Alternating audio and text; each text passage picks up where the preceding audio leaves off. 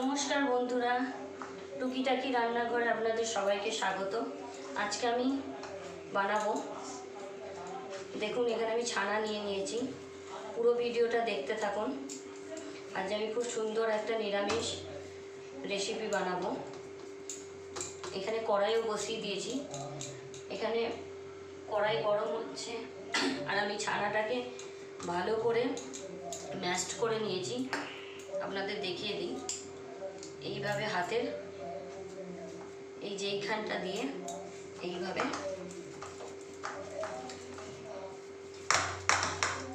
আমি অনেকক্ষণ ধরে আমি ম্যাশড করেই রেখেছি। এটা দেখাতে গেলে অনেক সময় লেগে যেত, ভিডিওটা লং হয়ে যাবে। ওই জন্য আমি ম্যাশড করে রেখেছি পুরো। এখানে আমি 2 চামচ ময়দা দেব। আপনারা চাইলে কর্নফ্লাওয়ারও দিতে পারেন। আমি ময়দা দিয়ে দিচ্ছি বাইন্ডিংয়ের জন্য। দিয়ে আমি এটাকে ভালো করে মেখে নেব।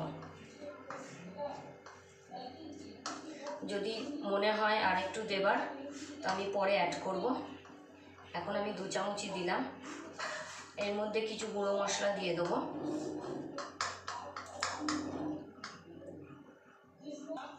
দেখুন ছানাটা আমি ভালো করে ম্যাশড করে নিয়েছি, ময়দাও দিয়ে দিয়েছি।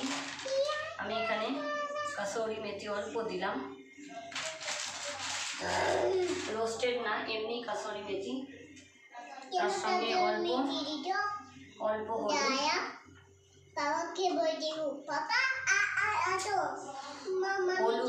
হলুদ, কাশ্মীরি মির্চি, একটু ধনের গুঁড়ো, একটু জিরের গুঁড়ো দিলাম।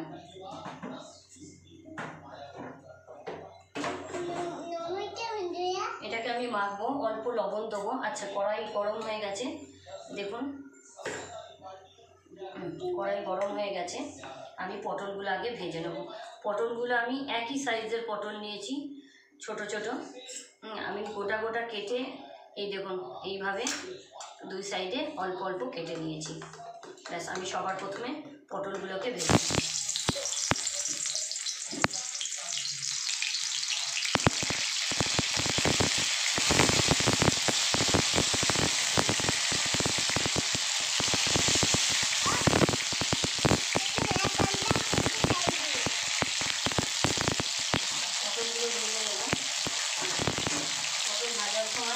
তেলটা কম করে দিয়েছি। আমি অল্প হলুদ দিয়ে দিলাম, অল্প কাশ্মীরি মির্চি দিয়ে দিলাম,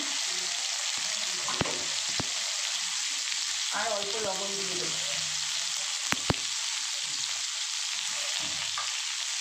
অল্প লবণ দিয়ে দিলাম। দিয়ে আমি পটলগুলোকে চটি ভালো করে ভেজে নেব।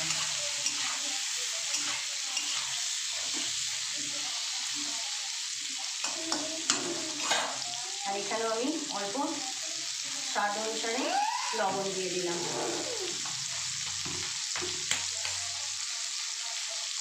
এবার আমি এগুলোকে ভালো করে মিক্স করে নেব। এইভাবে যদি মনে হয় আপনাদের যে বেশি নরম বাইন্ডিং হচ্ছে না, তখন আবার একটু ময়দা দিতে পারেন বা কর্নফ্লাওয়ার, যে যেটা ইউজ করবেন দিতে পারেন। আমি আর এখানে আর 1/2 চামচ মতো ময়দা দিলেই হয়ে যাবে। আর একটুখানি বাইন্ডিং হলে ভালো হয়। 1/2 চামচ ময়দা দিয়ে দিলাম আর একটু। বাস, এবার আমি ভালো করে এটাকে মেখে নেব।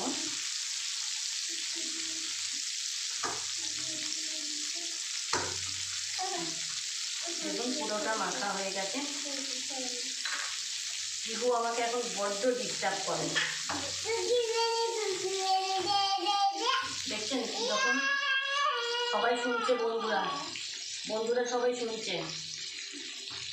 এই দেখুন আমার বন্ধুরা সবাই শুনছে। এইবার আমি এটাকে এইভাবে একটু লম্বা শেপ দিয়ে নেব। যেহেতু পটলগুলো লম্বা, আপনারা যদি পটলগুলোকে 2 টুকরো করেন তাহলে এটাকে গোল শেপ দিতে পারেন। আমি পটলের মতোই শেপটা দেবো। না মা, লঙ্কার গুঁড়ো দেওয়া। আমি এইভাবে সবকটি পটলকে, এই ছানাটাকে আমি করে নেবো। দেখুন আমি সব কটাই করে নিয়েছি। এইটা লাস্টে একটু বেশি হয়ে গেছিলো, এটা এরকমই রেখে দিয়েছি। এখানে 3টে 6টা 7টা হয়েছে। এখানে আধা লিটার দুধ, আধা লিটারের থেকে একটু বেশি ছিল। এখানে আমি একটা মশলা বানিয়ে নেবো। মশলা কিছুই না, হলদি, কাশ্মীরি মির্চি, ধনের গুঁড়ো আর জিরের গুঁড়ো, বাস। আমি গুঁড়ো লঙ্কা দেবো না, কারণ আমি কাঁচা লঙ্কা দেবো, তাই গুঁড়ো লঙ্কা দেবো না।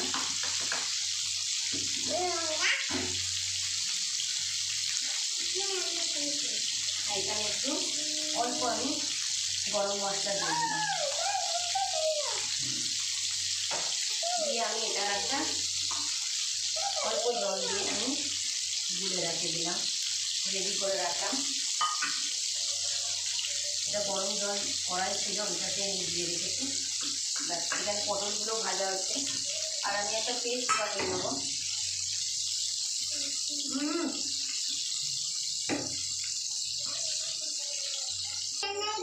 দেখুন পটলগুলো পিহু এখন গিয়ে বলছে নমস্কার বন্ধুরা। ভিডিও শুরু হয়ে গিয়ে পটল ভাজা হয়ে গেল, এখন পিহু বলছে নমস্কার বন্ধুরা। আমি পটলগুলো তুলে নিলাম। পটলগুলো একই রকম সাইজে নিলে সুবিধা হয়, দেখতে ভালো লাগে। পটল আর ছানার সাইজটা এবার আমি এই তেলের মধ্যে ছানাগুলোকে ভেজে নেব। স্টিমটা একটু কম করে দিলাম, নাহলে দেওয়া মাত্রই পুড়ে যাবে, কালো হয়ে যাবে। দেখুন আস্তে আস্তে করে আমি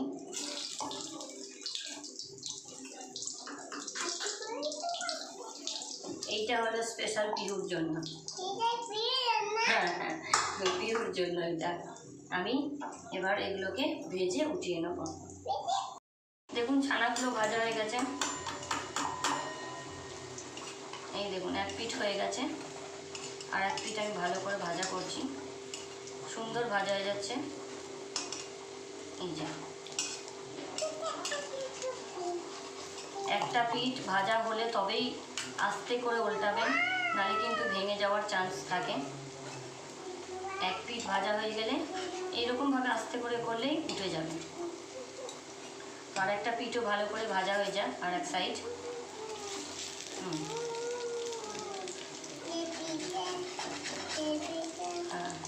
এইভাবে আস্তে করে আমি দুটো সাইড ভালো করে ভেজে তুলে নেব। দেখুন পুরো ছানার যে এগুলো বানিয়েছিলাম এগুলো ভাজা হয়ে গেছে, আমি তুলে নিলাম।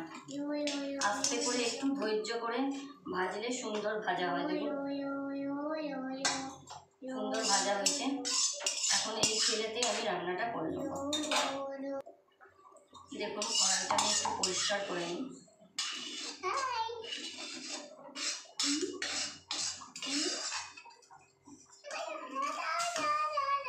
এখন আমি এখানে গোটা গরম মশলা দিয়ে দেবো, দুটো লবঙ্গ, একটা দালচিনি, আমার সরষর কাটবে, আর দুটো এলাইচি দিয়ে দিলাম।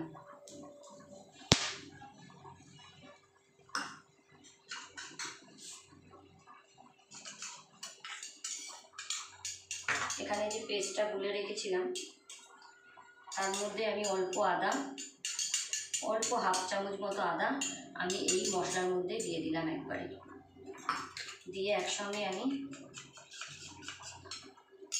গুলে নিলাম, নিয়ে এইটা আমি এখন ঢেলে দেবো।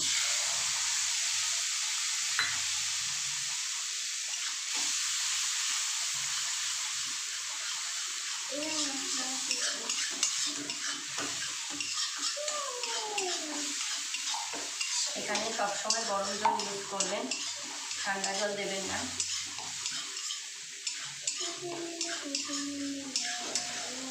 একদম খুব তাড়াতাড়ি রেসিপিটা বানানো যায়, সব কিছু রেডি যদি থাকে খুব তাড়াতাড়ি হয়ে যায়। একদম নিরামিষ রান্না। আপনারা চাইলে এটা পেঁয়াজ আদা রসুন দিয়েও বানাতে পারেন। আমি ছানা দিয়ে বানাচ্ছি তাই আমি পেঁয়াজ আদা রসুন দিইনি। আপনারা চাইলে পেঁয়াজ আদা রসুন দিয়েও বানাতে পারেন। আমি অন্য আরেকদিন পেঁয়াজ আদা রসুন দিয়ে বানিয়ে আমি ভিডিওটি ছাড়বো, আপনাদেরকে রেসিপিটা দেখাবো। পেঁয়াজ আদা রসুন দিয়েও ভালো লাগে। এখানে আমি অল্প জল এই বাটি ধুয়ে জলটা দিয়ে দেবো। এখন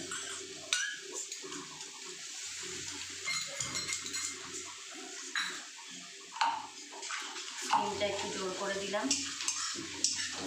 আমি ছানার মধ্যেও লবণ দিয়ে ভেজেছি, পটলেও লবণ দিয়েছি, তাই আমি এখন লবণ দেবো না।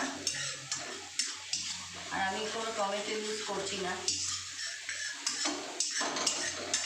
আমি এখানে টমেটোর বদলে টক দই ইউজ করবো।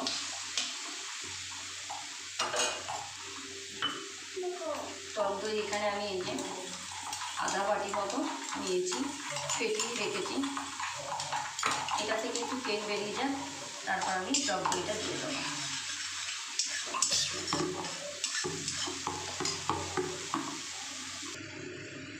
দেখুন পুরো মশলাটা একদম ভাজা ভাজা মতো হয়ে গেছে। এখন আমি এখানে স্টিমটা একদম লো করে দিয়েছি, দিয়ে আমি এখানে দইটা দিয়ে দেবো।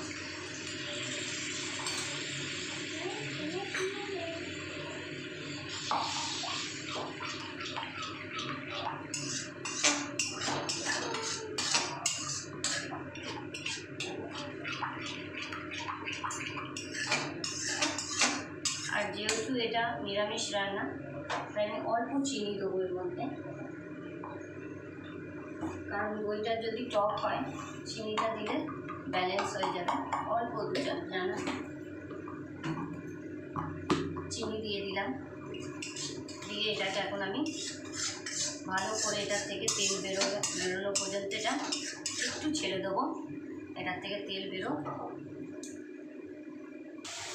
দেখুন দইটা দেওয়ার পরে তেল পুরো ছেড়ে গেছে মশলা থেকে। এখন এবার আমি এখানে পটলগুলোকে দিয়ে দেবো।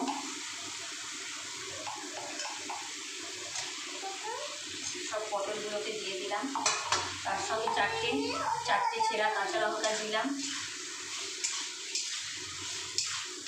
আমি এবার আন্দাজ মতো লবণও দিয়ে দেবো, কারণ বড়াতেও লবণ দেওয়া, পটলেও লবণ দেওয়া, তাই আন্দাজ মতো অল্পই লবণ দেবো।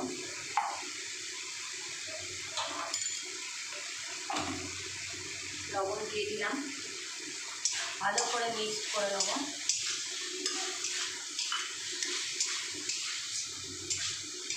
পিহু এখানে ময়দা নিয়ে হাতে পায়ে মুখে, পিহু পুরো গায়েতে মেখেছে ময়দা। দেখুন হয়ে গেছে। এখন আমি এখানে গরম জল দিয়ে করে রেখেছিলাম, আন্দাজ মতো জলটা দিয়ে দেবো।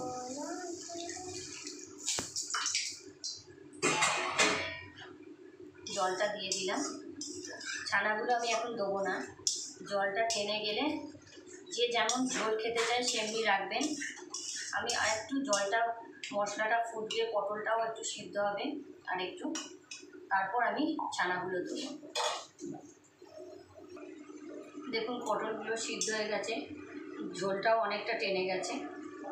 এই যে পটল একদম সিদ্ধ হয়ে গেছে। এখন আমি ছানাগুলোকে দিয়ে দেবো, কারণ এতটুকু ঝোল রাখবো। ঠান্ডা হলে কিন্তু ছানাতেও পুরো ঝোলটা টানবে, তখন ঝোল কম হয়ে যাবে। তাই আমি এবার এই ছানা বড়াগুলোকে দিয়ে দেবো। ছানা বড়া এই দেখুন এইভাবে আমি সবকটি দিয়ে দিলাম। বেশিক্ষণ ফোটাবো না এটাকে, জাস্ট এপিট ওপিট একটু ঝোলের মধ্যে ডুবিয়ে দেবো, দিয়ে আমি গ্যাসটা বন্ধ করে দেবো।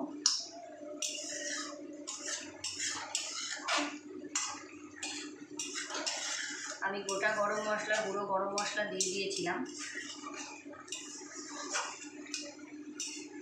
তাই এখানে আমি আর গরম মশলা দেবো না। আমি কসুরি মেথি আগে থেকেই এই যে শুকনো খোলায় ভেজে রেখেছি, আমি এটাকে ক্র্যাশ করে দিয়ে দেবো। এটা বেশি ফুটলে আবার ছানাগুলো ভেঙে যাওয়ার চান্স থাকবে, যদিও ভাঙবে না, তাও ব্যাস এতটুকু। এই দেখুন কত সুন্দর লাগছে দেখতে, পটলের মতোই ছোট ছোট পটলের সঙ্গে ছোট ছোটোভাবে আমি সেভ করেছি। আপনারা যদি দু টুকরো করেন তাহলে পটল ছানার শেপটাও ওইভাবেই করবেন, যে যেমন পছন্দ করেন। যদি পটলগুলো গোল গোল করে কাটেন তাহলে ছানার শেপটাও গোল গোল করে দেবেন। ব্যাস এখানে আমি এখন এই কাসুরি মেথি আমি শুকনো কড়াইয়ের মধ্যে আগেই ভেজে একটু নেড়ে নিয়ে রেখেছিলাম, আমি কাসুরি মেথিটা দিয়ে দেবো।